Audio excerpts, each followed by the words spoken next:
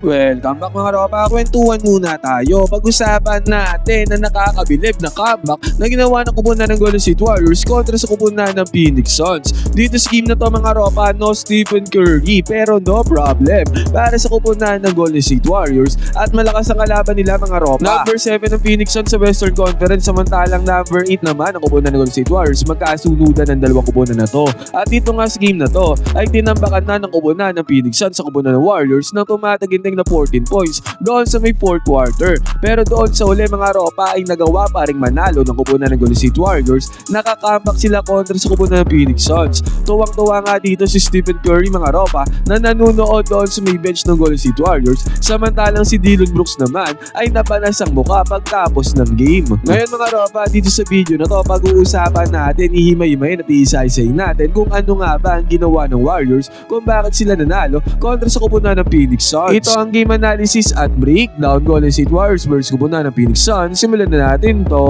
Okay, game. Ngayon mga ropa, ang unang puntos dito sa game na to ay nakuha ng kupunan ng Phoenix Suns. Nag-attempt ng 3-pointer dito, itong si Grayson Allen. Shooter si Grayson Allen mga ropa, pero nagmintes sa kanyang first attempt. Nandoon naman sa may ilalim si Mark Williams para sa offensive rebound, second chance points. At eto na mga ropa, bola na dito ng kupunan ng Golden State Warriors. Magandang balasa ang ginawa dito ng Warriors mga ropa, at heto na nga. First 3-pointer nila galing kay Pat Spencer. Ang Warriors dito sa game na to mga ropa ay nagtala ng tumataginting na 23-pointers. Ang dami nun mga ropa. Talagang pinaulanan ng 3-pointers sa Golden State Warriors sa kupunan ng Phoenix Suns. Samantala si Dillon Brooks naman ay nakabawi kagad dito. One-on-one post move mga ropa, panis ang defender dyan ni Dillon Brooks, at after pa niyan, nakasigunda pa siya ng layup sa good penetration. At dito sa may transition mga ropa, heto nga ulit another 3-pointer na naman na binanatan dito ng Warriors sa katauhan ni DeAnthony Melton. Samantala si Jordan Goodwin naman ay pumasok din ng 3-point attempt dito. Take note, 16 3-pointers naman na nagawa ng Phoenix Suns dito sa may game na to. Madami din yun mga ropa. At kitang-kita natin dito, dalawang open 3-pointers ang pinasok ulit dito ng kupunan ng Golden State Warriors. First quarter pa nga lang ay puro 3-pointers na ang mode of offense dito ng Golden State Warriors. Nakadalawang 3-pointer kaagad dyan. Itong si Pat Spencer.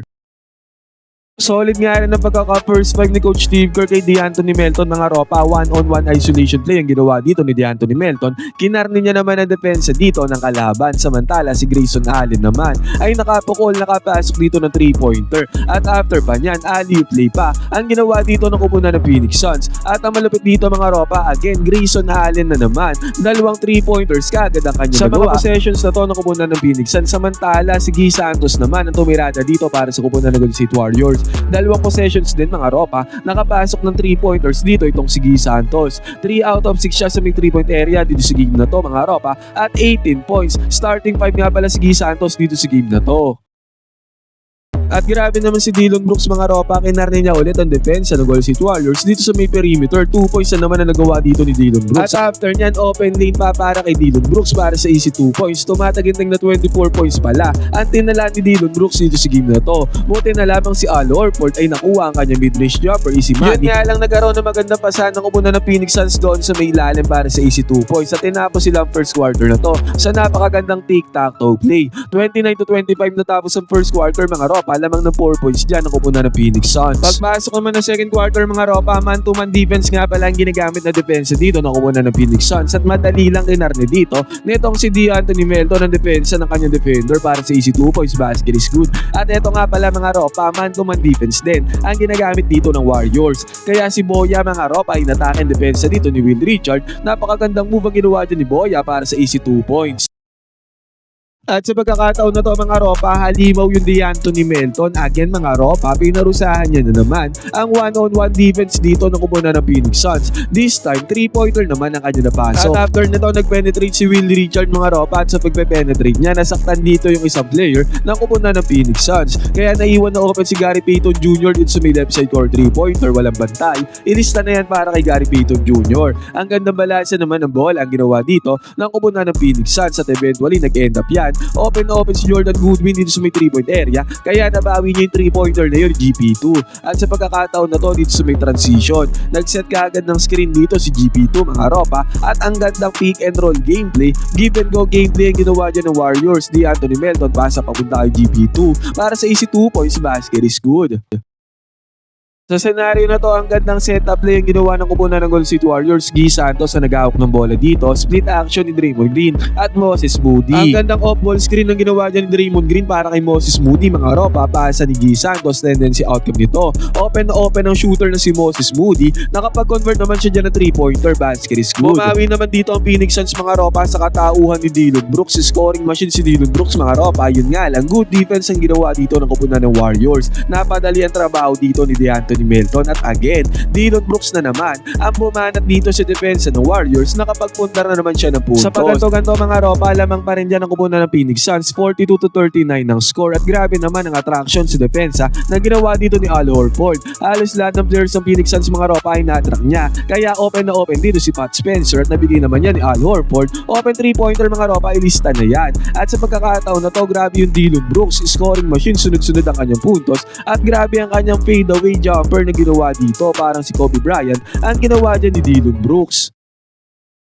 Ang gandang bawi naman ang ginawa dito ni Guy Santos, mga ropa, zigzagging through the defense ng kupunan ng Phoenix Suns para sa easy 2 points, easy money. Yun nga lang, si Jordan Goodwin ay nakapasok naman dito ng kanyang version ng 3-pointer. At sa pagkakataon na to, mga ropa, ititira na sana to ni Guy Santos pero shinare niya pa yung bola papunta kay Pat Spencer. Nagresulta naman to ng positivity, mga ropa, dahil pumasok ang tirada ni Pat Spencer sa may 3-point area. Pumeke naman dito si Al Horford pero iti-take niya din pala ang 3-pointer. Hindi naman siya nagsisi dyan, mga ropa, dahil pumasok ang 3-pointer, basket is good. Mark Williams naman nakakuha ng 2 points doon sa may lalim, offensive rebound dito ni Guy Santos, na i-kick out pa niya yung bola papunta kay Pat Spencer na nagresulta sa 3-pointer ng Warriors. Pick and roll gameplay dito ng Warriors, mga ropa, sabing napakagandang balasa na nag-end up na naman sa 3-pointer nila. Sabi ko nga sa inyo, 23 pointers na napasok dito ng Golden State Warriors, pero nakabawi naman dyan si Jordan Goodwin ng kanyang 3-pointer long range pump din. At dahil sa pagpapaulan ng Warriors ng 3-pointer, mga ropa, pagpasok ng third quarter, lamang na dyan ng Warriors, 61-55 ang score. At pagbubukas pa ng third quarter na to,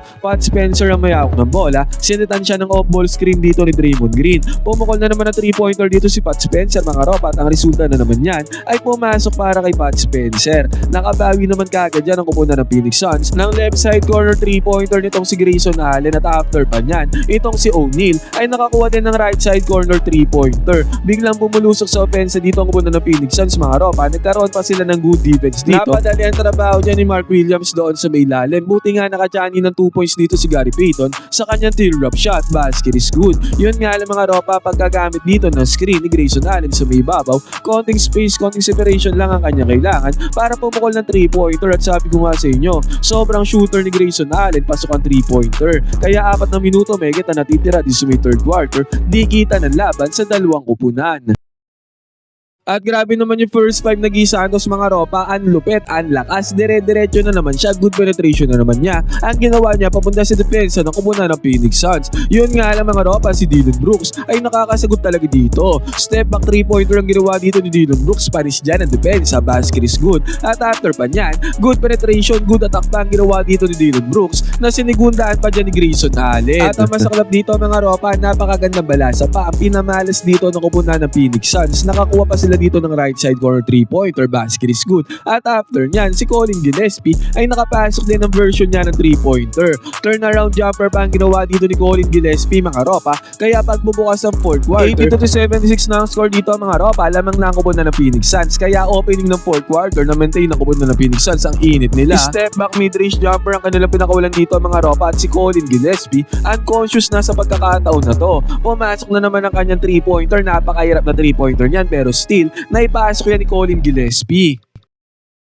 At ang malapit pa dito, mga ropa, pag show ni Colin Gillespie dito sa may ibabaw, catch and shoot 3-pointer ang ginawa dito ni Colin Gillespie. Sunod-sunod na 3-pointers ang kanyang ginagawa sa pagkakataon na to. Kaya ito na, naging 90-76 na ang score. Lobo na sa 14 points ang kalamangan dito na umulan ng Phoenix Suns. Buti nga, mga ropa, nakachani ng 3-pointer niya dito, itong si Will Richard, DC Money. Yun nga lang, slam dunk ang ginawa ng umulan ng Phoenix Suns doon sa may ilalim, doon sa may paint. At grabe naman si Draymond Green, mga ropa, dito sa kanyang left side corner 3-pointer, sobrang contested niyan. Pero still na ipasok pa rin yan ni Draymond Green. At sa pagkakataon na to, Dillon Brooks mga ropa, sabi ko nga sa inyo, man-to-man defense ang ginagamit na depensa ng Warriors. D'Anthony Melton ang bumabantay sa kanya dito. Pinabagsak ni Dillon Brooks dito ang depensa ni D'Anthony Melton mga ropa, sabay 3-pointer.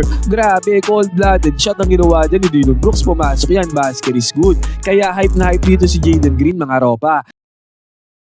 Sa possession naman dito ng Golden State Warriors, naiwan naman na open dito itong si GP2. Tinirada ni GP2 ang 3-pointer na yan, pumasok din yan. This time, si Stephen Curry naman, ang hype na hype dito sa bench ng kupunan ng Golden State Warriors. At after pa niyan, dito sa may transition, naghihintay na ng bola dito si Al Horford, nabigyan naman siya dyan. Kaya pinul niya kaagad ang trigger, back-to-back 3-pointers para sa kupunan ng Golden State Warriors. Kaya nababa ng Warriors sa kalamangan, wala nang 4 na minuto ang natitira dito sa may game na to. Ang gandang play naman ang ginawa ng Suns mga ropa para makakuha sila ng 2 points doon sa may lalim. Pero sa pagkakataon na to, si Al Horford ay pumoste doon sa may lalim doon sa may paint. At kitang-kita natin dyan mga ropa, basic na basic ang 2 points dito kay Al Horford. Sobrang clutch na niyan, tirada na yan. At sinigundahan pa yan dito ni D'Anthony Melton sa kanyang strong attack, strong drive. Deep si layup ang ginawa dito ni D'Anthony Melton. Nagkaroon ng run ng Warriors dito mga ropa para makakambak. At sa possession dito ng kupunan ng Phoenix Suns, si Colin Gillespie ay binabantayan dito. Moses Moody, tingnan natin, tablado na ang score dyan mga ropa at segundo na lang ang natitira dito sa may game na to.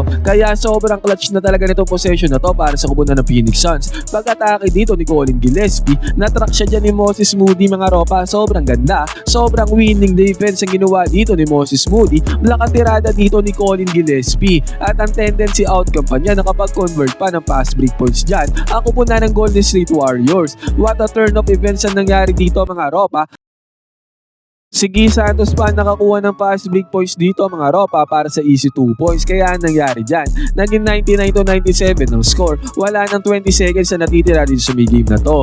Nagkaroon naman ng final possession dito ang kupunan ng Phoenix Suns. Si Dillon Brooks ang mayawak ng bola, binabantayan siya dito ni D'Anthony Melton. At kitang-kita natin, good defense naman ang ginawa dito ni D'Anthony Melton. 4 shot dito ni Dillon Brooks, mintes ang tirada. Nagkaroon pa nga ng inbounds play dito ang kupunan ng Phoenix Suns mga ropa. Yun nga lang, good defense na ang ginawa dyan ng Warriors at nagkaroon sila ng fast break points dito mga ropa. D'Anthony Melton na nakakuha ng easy 2 points para selyuhan na ang laban na to. 101-97 natapos ang game mga ropa. Shock na shock dyan si Dillon Brooks sa ginawang pagbaliktad at pagbulusok sa opensa dito ng kupunan ng Golden State Warriors. Samantalang hype na hype at tuwang-tuwa naman si Stephen Curry sa ginawa ditong comeback ng kupunan ng Golden State. Si Pat Spencer ang game high dito para sa kupunan ng Golden State Warriors mga ropa with 20 points, pero overall solid performances ang ginawa dito ng mga players ng Warriors para sa comeback na to. Ngayon mga ropa, ano masasabi nyo sa comeback win na to ng kupunan ng Golden State Warriors? Pwede kayo mag-comment dyan. So, ban opinion, magkwentuhan tayo.